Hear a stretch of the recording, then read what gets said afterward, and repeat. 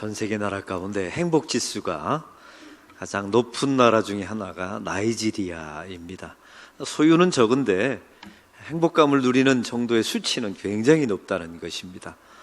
이 사람들은 조금만 가져도 만족할 줄 알고요, 남과 비교하지 않는답니다. 이유가 무엇일까 심리학자들이 알아보니까 낙천성이 그렇게 높다네요. 낙천성이 높은 사람들이 행복도도 높다는 통계 수치를 말한 적이 있습니다. 그럼 한국 사람은 어떻습니까? 전 세계 가운데 가장 많은 것들을 소유한 민족임에도 불구하고 행복 지수가 굉장히 낮다는 것입니다.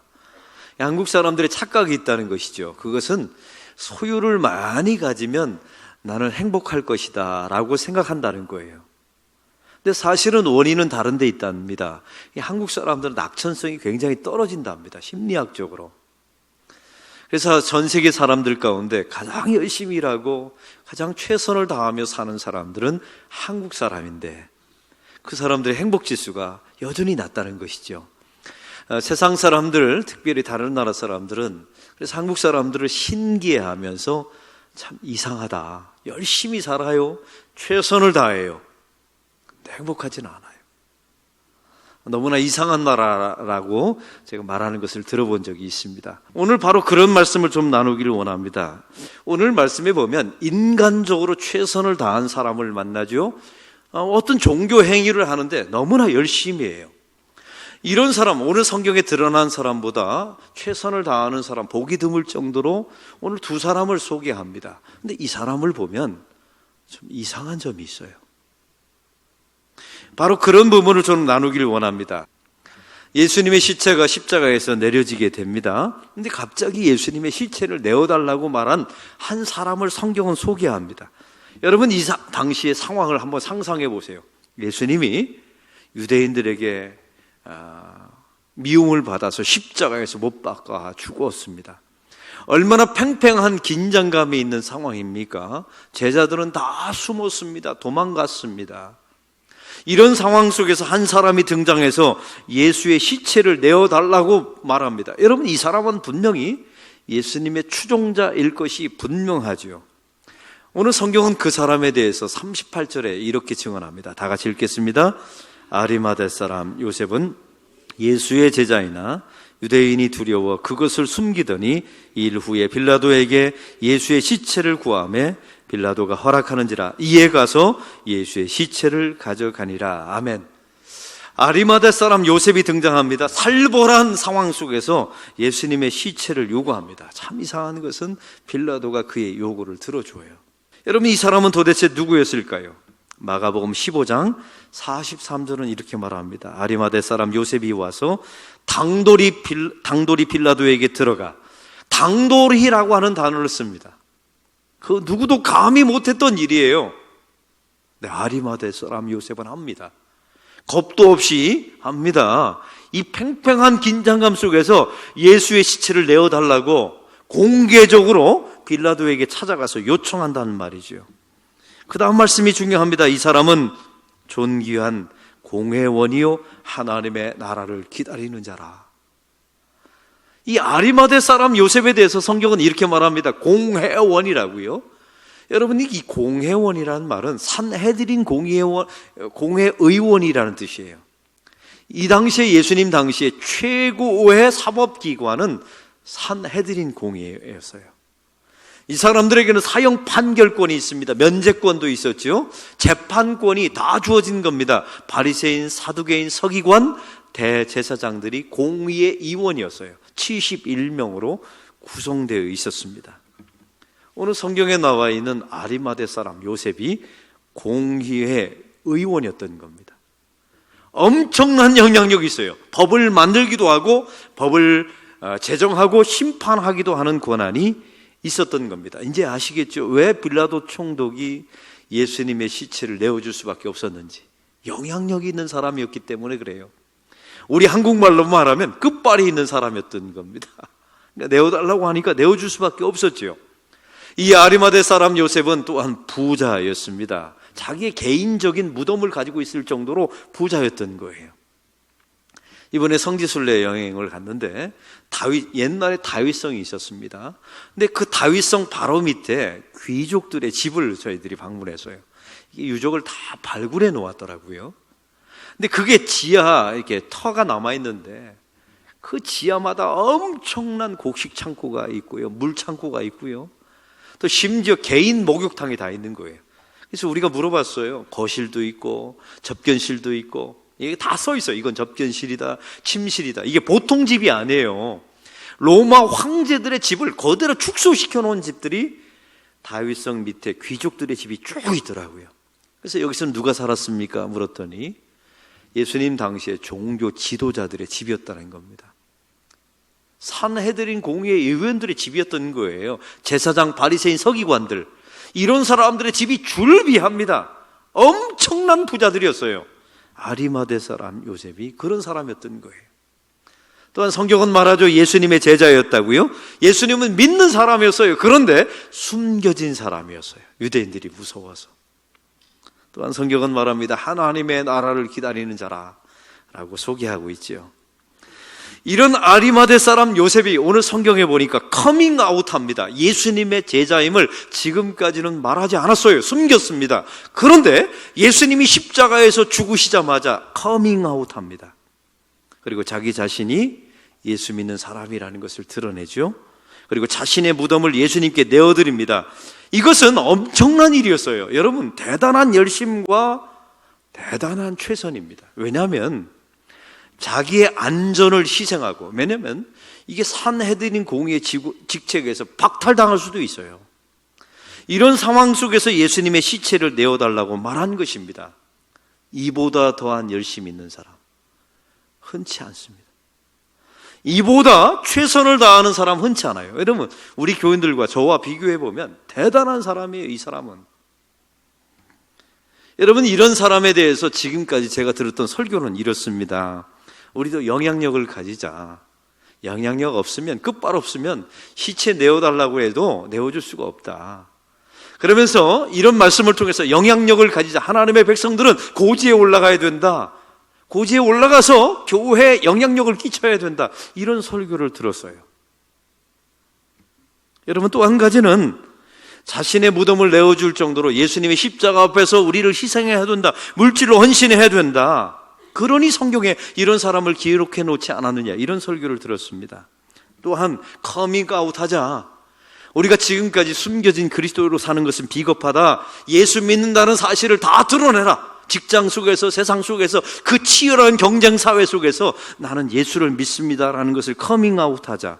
이런 설교를 들었습니다. 이게 다일까요? 여러분, 이게 완전한 오늘 말씀의 메시지가 맞는 것입니까? 약간 이상해요. 왜냐하면 십자가 밑에서는 예수님의 죽음을 놓고서는 그걸 논하는 자리가 아니거든요. 니고데모도 오늘 말씀에 나와 있습니다. 이 니고데모는 바리새인이었죠. 지도자입니다. 요한복음 3장에 보면 예수님을 밤중에 찾아왔던 사람이라고 소개합니다. 숨겨진 아리마대 사람 요셉과 아주 비슷한 사람이에요. 이 니고데모가 예수님께 찾아와서 이렇게 말합니다. 하나님이 함께 하심으로 예수님이 표적을 일으키는 것이 맞습니다. 예수님이 대답하시죠. 사람이 거듭나지 아니하고서는 하나님 나라를 볼 수 없느니라. 너는 거듭난 사람이 아니다라고 지적받은 사람이 니고데모였어요. 여러분, 니고데모에 대해서 39절은 이렇게 말합니다. 39절 읽겠습니다. 일찍이 예수께 밤에 찾아왔던 니고데모도 모략과 침향 섞인 것을 100리트라쯤 가지고 온 자라.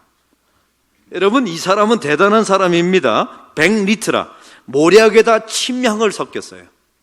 침향은 죽은 자도 살릴 수 있다는 아주 고귀한 약재입니다. 엄청나게 비싼 약재예요. 100리트라. 이게 33kg입니다. 엄청난 양의 모략을 섞어서 예수님의 장례용품으로 가지고 오게 된 거예요. 여러분, 사랑하는 성도 여러분, 성경은 도대체 무엇을 말하고 싶은 것입니까? 밤에 왔으니, 밤에 왔던 사람이나 이제 커밍아웃 했으니 대단한 사람이다, 이걸 말하고 싶은 것일까요? 엄청난 재산을 주의 시체를 위해서 사용된 사람이니까 기억될 만한 사람이다, 이걸 표현하고 싶었던 것입니까? 영향력을 가지고 예수님의 시체를 내어달라, 이토록 좋은 영향력이 있는 사람이 되어라, 이런 메시지였을까요? 여러분, 어딘가 좀 이상합니다.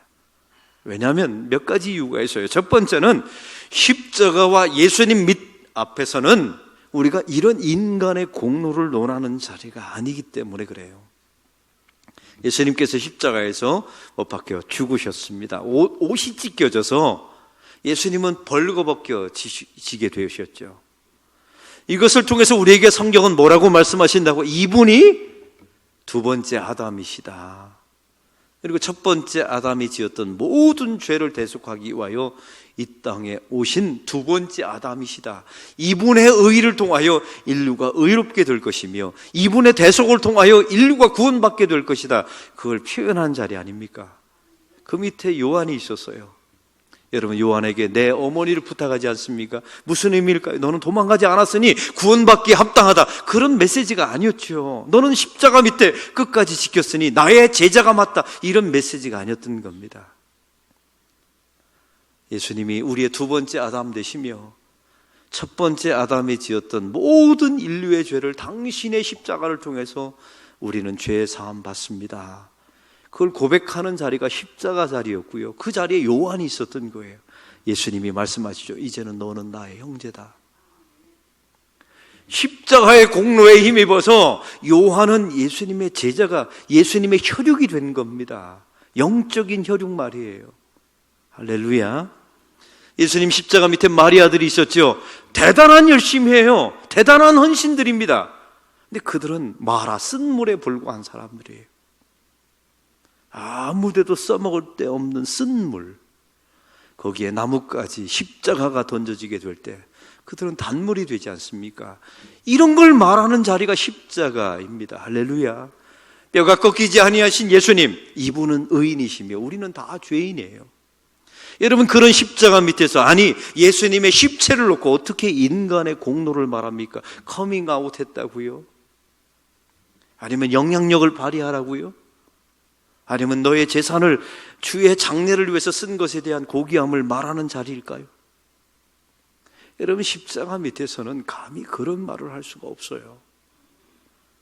우리에게 영적인 양심이 있다면 나의 공로와 의를 말하는 자리가 아니라는 사실이에요. 그러니까 이런 메시지가 아니었던 것이죠. 또 한 가지 이상한 점이 있습니다. 예수님의 사형 판결을 산헤드린 공회가 내렸어요.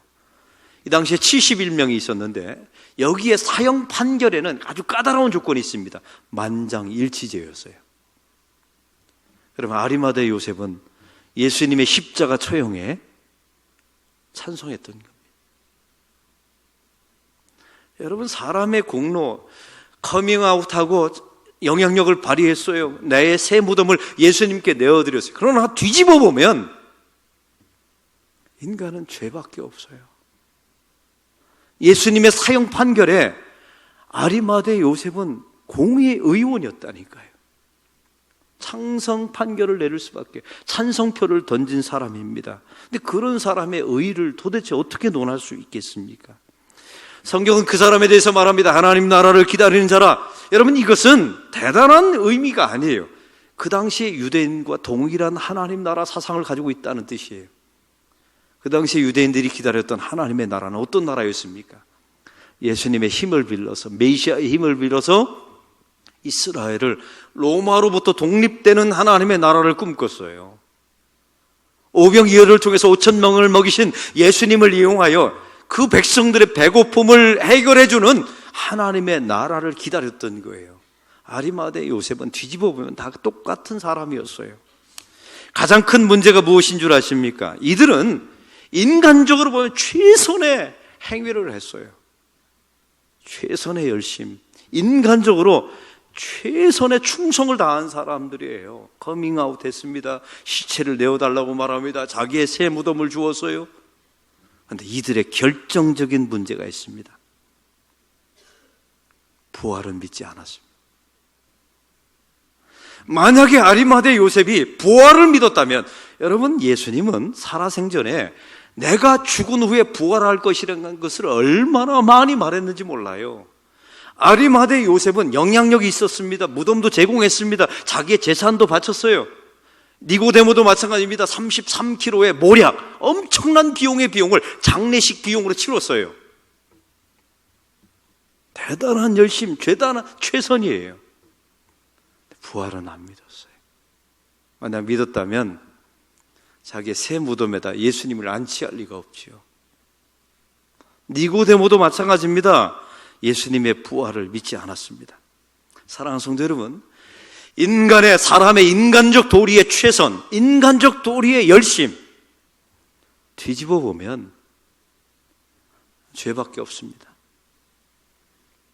그러면 성경은 왜 이런 이야기를 오늘 성경에 기록해 놓았을까요? 이 사람들의 열심과 최선을 보고 구원받은 사람들이 아니라는 것입니다. 이 사람들을 뒤집어 보면, 한꺼풀만 벗겨보면 죄밖에 없어요. 저와 여러분도 마찬가지입니다. 오늘 말씀을 통해서 그러면 열심을 부리지 말자, 최선하지 말자, 이런 메시지가 아니에요. 그것을 나의 공로로 삼아서는 안 된다는 것입니다. 그것이 나의 의가 아니에요. 왜요? 한꺼풀만 뒤집어 보면 예수님의 사형에 찬성표를 던진 사람이 아리마대 요셉이었어요. 그들은 최선을 다했어요. 이보다 더한 최선이 어디 있습니까? 우리는 그 최선도 못 하는데요. 이보다 더한 열심이 어디 있어요? 우리는 이런 열심도 없는데요. 근데 이 열심조차도 한꺼풀만 뒤집어 보면 부활을 믿지 않았던 사람들이었어요. 다시 표현해 볼까요? 죽은 자 예수를 위한 최선이었던 거예요. 죽은 자 예수님을 위한 최선의 열심이었던 겁니다. 이것은 사실은 부활하신 예수님에게는 헛일이었어요. 오늘 송년주일입니다. 마지막 주일에 제가 이 말씀이 우리에게 걸려들었어요. 이 말씀을 우리에게 주셨단 말이죠. 사실 우리 교인들처럼 올해 정말 열심히 살아온 교인들이 없어요. 건축을 했잖아요. 사암새 열심히 나와서 기도하고, 헌금도 여러분 최선을 다해서 건축 헌금 해주셔서 교회가 어려움이 없게 되었어요. 우리가 보면 인간적으로 최선을 다한 열심, 최선을 다한 충성이었어요. 이보다 더 열심히 살아본 적이 없어요. 여러분 올해도 참 힘드셨잖아요. 직장 생활도 제가 보니까 최선을 다해서 사셨어요. 열심히 하고 우리의 인생 자체가 최선을 다해서 살아왔어요. 근데 성경은 우리에게 묻습니다. 죽은 자 예수를 위한 열심이었느냐, 부활하신 예수님을 위한 열심이었느냐, 이걸 묻는 겁니다. 이 마지막 송년주일에 우리는 예배 시간에 열심히 나와서 1년 동안 예배 드렸어요. 여러분 그 예배 안에, 그 예배 수십 년 동안 예수를 믿었습니다. 여러분에게 묻습니다. 정말 성숙해 가고 있는 게 맞나요? 그렇게 직분을 가지고 예수를 믿고 예배를 드렸으나 여러분의 우리의 신앙에 성숙이 없다면 죽은 자를 위한, 죽은 자 예수를 위한 헌신과 열심이 아니었나요? 이걸 묻고 있는 겁니다. 부활하신 예수님을 위한 열심 최선이었다면 성숙이 있어야 되겠지요. 여러분 새해에는 그걸 기도하시기 바랍니다. 예배도 마찬가지입니다. 예배는 열심히 우리가 드렸어요. 나쁘지 않아요. 최선을 다했죠. 이 정도 열심을, 오늘도 보니까 해외여행 가는 한 가정이요, 일부 예배를 드리고 여행 까먹을 들고 이제 나가시더라고요. 제가 마당에서 저한테 딱 들켰어요. 근데 여러분 얼마나 귀해요. 다른 사람들은 해외여행 갈 때 예배 안 드리고 가요. 우리 교인들 대단해. 여행 가방을 끌고 온 가족이 일부 예배를 드리고 그리고 공항으로 가요. 대단한 열심이에요. 대단한 최선입니다. 이보다 더한 최선이 어딨어요? 근데 하나님은 물으십니다. 그게 그것을 보고 구원하신 게 아니에요. 1년 동안 그렇게 열심히 예배를 드렸어요. 그러나 그 예배 시간에 나의 죄인됨을 고백하고 자기 가슴을 치면서 회개한 적이 한 번도 없다면 그것은 죽은 자 예수를 위한 예배입니다. 그러나 단 한 번의 예배를 드렸어도 나의 가슴을 치면서, 저는 죄인에 불고 한꺼풀만 뒤집어 보면 부활도 믿지 않았고 예수님의 십자가 처형에 찬성표를 던진 사람에 불과하다는 것을 깨닫고 가슴을 쳤다면 그것이 부활하신 예수님을 위한 헌신과 최선이 되는 줄로 믿습니다. 우리가 성가대로 제가 보니까 우리 교인들처럼 성가대 열심인 분이 없어요. 그러나 그 성가대 찬양을 통해서 예수님이 나의 찬양을 통해서 좋아하셨으면 좋겠다. 이런 마음이 단 한 번도 들지 않았다면 그 찬송은 죽은 자 예수를 위한 열심과 최선에 불과하다는 사실입니다.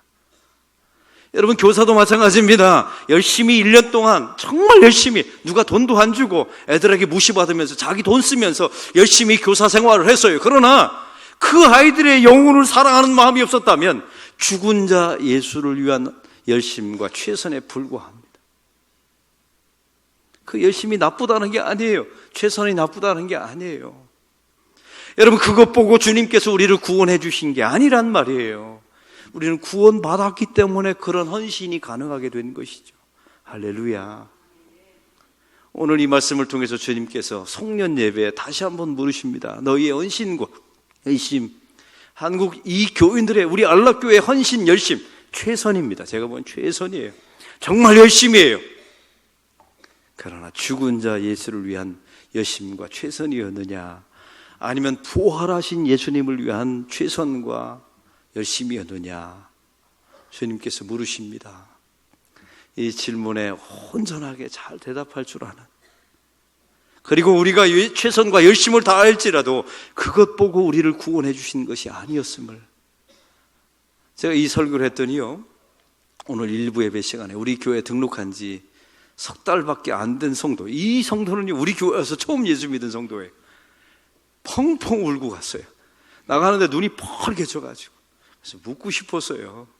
왜 당신은 교회 이제 예수 믿은 지 3개월밖에 안 됐는데 이렇게 울고 나갔느냐고 묻고 싶었어요. 근데 제 마음속에 이런 생각이 들어요. 그분은요, 우리 안락교회에서 처음 예수를 믿었는데 3개월밖에 안 됐어요. 새벽 기도를 나왔어요. 이분 수요 예배도 나옵니다. 여러분, 대단하지 않아요? 그리고 직업도 있어요. 되게 바쁜 분이에요. 나름대로 최선을 다한 거예요. 기왕에 예수 믿어보면 한번 최선을 다해서 열심히 해보자. 근데 오늘 설교 시간에 일격을 맞은 겁니다. 제가 분명히 느껴져요. 이게 죽은 자 예수를 위한 최선과 열심이었느냐, 살아있는 부활하신 예수님을 위한 최선과 열심이었느냐, 이 말에 그 교인이 꼬꾸라진 겁니다. 하나님이 함께 하시면, 성령이 함께 하시면 오래 믿은 것과는 아무런 상관이 없어요. 아무리 새롭게 믿어도 성령께서 강하게 역사하시면 이런 충격이 일어나게 될 줄로 믿습니다. 사실 저는 이 말씀을 전하면서 올해가 정말 바쁜 한 해였어요. 저는 교회 건축도 바빴지만 또 한 가지, 우리 노회 부노회장으로서 제가 섬기다 보니까 이게 보통 일이 아닌 거예요. 사실 제 인생 속에 올해처럼 바쁘고 열심히 살아온 해가 없어요. 근데 주님께서 저에게 물으시는 거예요. 그 열심이 너를 위한 열심이었냐, 나를 위한 열심이었느냐, 죽은 자 예수를 위한 너의 열심이었느냐, 부활하신 예수님을 위한 열심이었느냐, 그 열심을 통해서 너는 정말 성장하고 성숙했느냐, 정말 주 예수의 이름을 높였느냐, 주님을 사랑하는 마음이 있었느냐, 영혼을 진짜 사랑하는 마음이 있었느냐.